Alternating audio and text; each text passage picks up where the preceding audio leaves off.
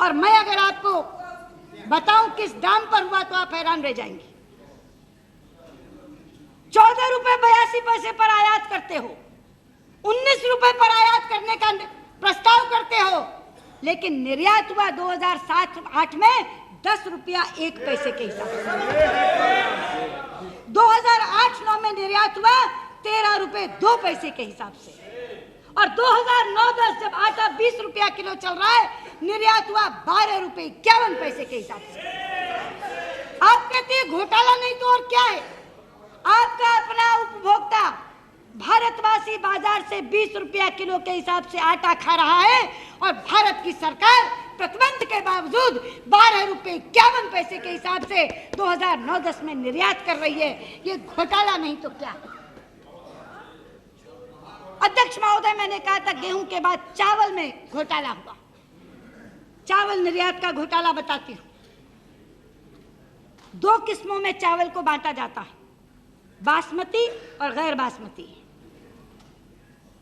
तय किया गया 2007 में गैर बासमती चावल का निर्यात नहीं होगा, क्योंकि दाम घरेलू बाजार में बढ़ रहे थे। अध्यक्ष महोदया, लोगों की आंखों में धूल झोंककर गैर बासमती को बासमती बताकर निर्यात किया गया। यह पहला घोटाला। और दूसरा घोटाला, अफ्रीकी देशों की मदद करने के नाम पर गैर बासमती चावल का निर्यात भी खोला गया, और वो निर्यात सरकारी कंपनियों के द्वारा नहीं, प्राइवेट व्यापारियों के द्वारा करवाया गया। लेकिन कष्ट से कहना पड़ता है कि जिनकी मदद करने के लिए वो निर्यात किया गया था चावल, वो चावल उन देशों तक नहीं पहुंचा, बीच समुद्र में सरका दिया गया, दूसरी तरफ चला गया।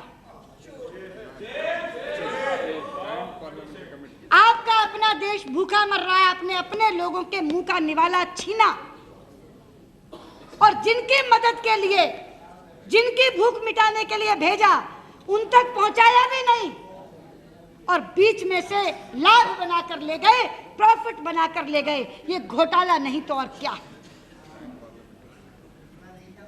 तीसरा घोटाला दालों का।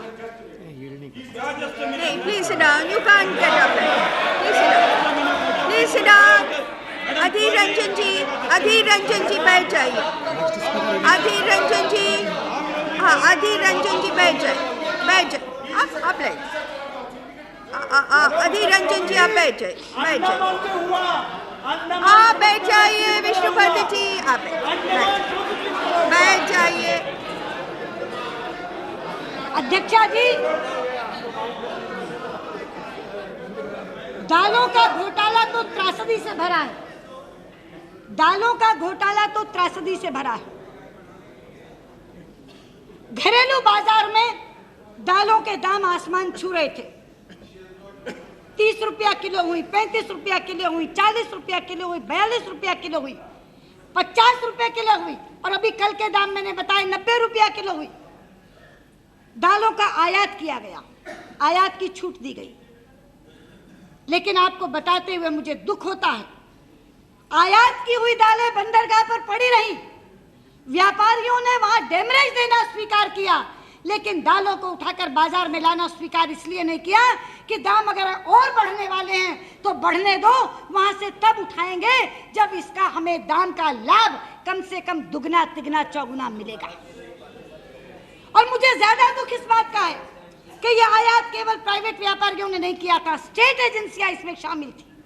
STC, PC, NEC, MMTC, NAFED, ये सारी एजेंसियां इस अपराध में शरीक थी। और मैं आपको बताना चाहूंगी, अगर किसी ने देखा, उस समय हेडलाइंस टुडे ने एक स्टोरी की थी।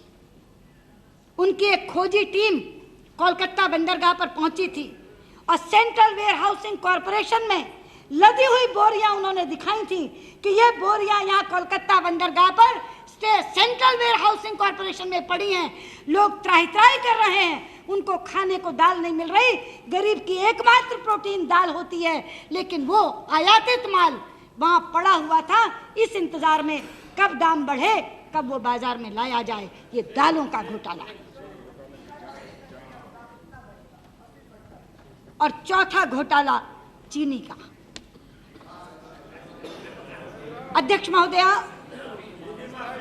चीनी का पूरा कारोबार सरकार द्वारा नियंत्रित होता है। आप उनकी मुस्कुराहट नहीं, गरीब का दर्द देखो। जो गरीब का बेरौनक चेहरा है वो देखो। इनको मुस्कुराने दो, ये नहीं मुस्कुराते तो दाम बढ़ते क्यों? अध्यक्ष जी, चीनी का पूरा कारोबार सरकार द्वारा नियंत्रित होता है। चीनी की फैक्ट्रियां लगाने का लाइसेंस सरकार देती है, गन्ने की कीमत सरकार तय करती है, लेवी में जो चीनी ली जाती है उसका दाम भी तय करती है, लेवी चीनी खरीदती भी है, और चीनी का आयात निर्यात भी सरकार उसकी नीति निर्धारित करती है। इस पूरे का ज्ञान शरद भाऊ से ज्यादा किसी को नहीं है। वो चीनी साम्राज्य के मालिक हैं, वो इस देश के चीनी सम्राट हैं।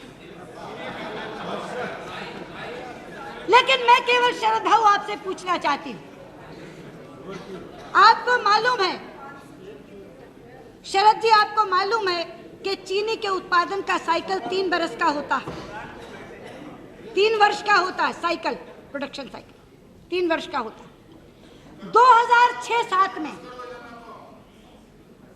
सन 2006-7 में इस देश में चीनी का रिकॉर्ड उत्पादन हुआ, 28.3 मिलियन मीट्रिक टन रिकॉर्ड उत्पादन। उन्हें यह मालूम होना चाहिए था कि 3 साल बाद, क्योंकि चीनी का उत्पादन हुआ, चीनी के दाम कम हुए तो गन्ना किसानों को कम मिला, कि हो सकता है गन्ना किसान अगली बार गन्ने की जगह कुछ और बोए। और वैसे भी जब इतनी बहुतायत हो गई तो कोई भी दूरदर्शी कृषि मंत्री ये कहता कि मैं बफर स्टॉक पैदा कर लूं, जमा कर लूं, इस समय पर इतनी चीनी देश में हुई है, कल को कमी होगी तो बफर स्टॉक से निकाल कर दे दूंगा। लेकिन बफर स्टॉक नहीं बनाया, निर्यात करने की छूट दे दी। खूब निर्यात हुआ, इतना निर्यात हुआ कि देश में ही चीनी की कमी हो गई। जब देश के लोग त्राही-त्राही करने लगे चीनी के दाम बढ़ रहे हैं, तो ओजीएल पर उन्हीं कंपनियों को आयात करने का छूट दे दी। जब निर्यात किया तो निर्यात करते समय उन्हें अपनी ओर से एक्सपोर्ट असिस्टेंस भी दी। निर्यात करो, ट्रांसपोर्टेशन और हैंडलिंग के लिए हम कुछ पैसा दे देते हैं, वो भी ले लो। सरकारी खजाने से असिस्टेंस भी दे दी और एक्सपोर्ट की छूट भी दे दी। लेकिन जब घर में कोहराम मचा तो कहा कि अब आयात कर लो। और मैं आपसे बताना चाहती हूं, ओजीएल के तहत फिर आयात शुल्क की छूट दे दी, ड्यूटी फ्री इंपोर्ट कर लो। और वो ड्यूटी फ्री इंपोर्ट चीनी मिल मालिकों को भी कहा, प्राइवेट व्यापारियों को भी कहा, स्टेट एजेंसियों को भी कहा। अध्यक्ष जी, इस देश में एक ही समय चीनी का आयात भी हो रहा था और निर्यात भी हो रहा था। और एक समय तो ऐसा आया, वो दृश्य देखने लायक था। कांदला बंदरगाह पर, जेएनपीटी बंदरगाह पर 2 जहाज एक साथ खड़े थे। एक चीनी लेकर आया था, दूसरा चीनी लेकर जा रहा था। और आप हैरान होंगी, आंकड़ों को सुनकर आप हैरान होंगी, जो चीनी बेची जा रही थी वो 12.5 रुपए प्रति किलो की दर से बेची जा रही थी। जो चीनी खरीदी जा रही थी वो 36 रुपए प्रति किलो की दर से। अगर ये आंकड़े गलत हैं तो शरद भाऊ बता दें। 12.5 रुपए किलो पर चीनी बेची जा रही थी, चीनी का निर्यात हो रहा था, और 36 रुपए किलो पर चीनी का आयात हो रहा था। और एक ही समय पर आयात निर्यात दोनों जारी थे। आप जानती हैं इसका परिणाम क्या हुआ? आप जानते हैं इसका परिणाम क्या हुआ? इसका परिणाम यह हुआ कि 33 चीनी मिलें जो स्टॉक एक्सचेंज में लिस्टेड हैं, जिनका लाभांश त्रैमासिक तौर पर तय किया जाता है, क्वार्टरली, उनका लाभ, उनका प्रॉफिट हर क्वार्टरली तय किया जाता है। अक्टूबर से दिसंबर 2008 में उनका प्रॉफिट कुल मिलाकर 30 करोड़ था। 33 कंपनियों का स्टॉक एक्सचेंज में जो लिस्टेड है, उन 33 चीनी मिलों का लाभ, प्रॉफिट अक्टूबर 2008 से दिसंबर 2008 के क्वार्टर का 30 करोड़ था, जो अक्टूबर से दिसंबर 2009 में बढ़कर कितना हो गया? गेस करिए कितना हो सकता है? 300 नहीं, 30 करोड़ से ये 901 करोड़ हो। अगर आप प्रतिशत लगाओ तो 2900%, 2900% मुनाफा कमाया उन चीनी मिल मालिकों ने। 2900%, 2900 मतलब देहाती भाषा में 100 कम 3000%। इसलिए मैं आपसे कहना चाहती हूँ अध्यक्ष जी, चीनी भले ही मेरे और आपके लिए कड़वी हो गई हो, चीनी भले ही गरीब की चाय से गायब हो गई हो, लेकिन उन चंद चीनी मिल मालिकों ने वारे न्यारे कर लिए और उन्होंने 7 पुश्तों का पैसा जमा कर लिया। 7 पुश्तों का, उसमें किसका कितना हिस्सा है ये मुझे नहीं मालूम, मैंने इसकी खोज नहीं की है, लेकिन मैं आपसे कहना चाहती हूँ इसकी खोज होनी चाहिए। ये 4 घोटाले मैंने आपके सामने रखे हैं और चारों चीजें वो हैं जो गरीब की थाली से गायब है। आटा, दाल, चावल, चीनी और चालों के घोटाले मैंने आपके सामने रखे हैं। इसलिए मैं मांग करती हूं एक संयुक्त संसदीय समिति का गठन होना चाहिए, एक ज्वाइंट पार्लियामेंट्री कमेटी का गठन होना चाहिए जो इन चारों घोटालों का पर्दाफाश करे और कहे, बताए कि ये आयात और निर्यात जो बार बार खुल रहे थे, बार बार जा रहे थे, आखिरकार इसके पीछे मामला क्या था। वो फिर कहेंगे कोई डायलॉग और नाटक। लेकिन मैं आपको बताना चाहती हूँ, एक फिल्म में धर्मेंद्र से पूछा था किसी ने, आप क्या काम करते हो, तो उसने कहा इधर का माल उधर करता हूँ, उधर का माल इधर करता हूँ। अगर सच पूछे तो ये महंगाई केवल इस कारण से हुई है कि ये सरकार इधर का माल उधर कर रही है और उधर का माल नहीं कर रही है। जब इधर फायदा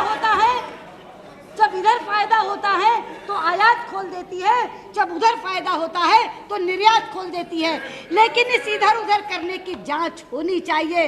इसलिए मैं आपके माध्यम से मांग करती हूं कि एक जेपीसी गठित हो जो ये चारों घोटाले मैंने इनके सामने रखे हैं, उन चारों घोटालों का पर्दाफाश करे और सत्य लोगों के सामने लाए कि ये महंगाई के क्या कारण है। वो 4 कारण नहीं है, ये 4 कारण।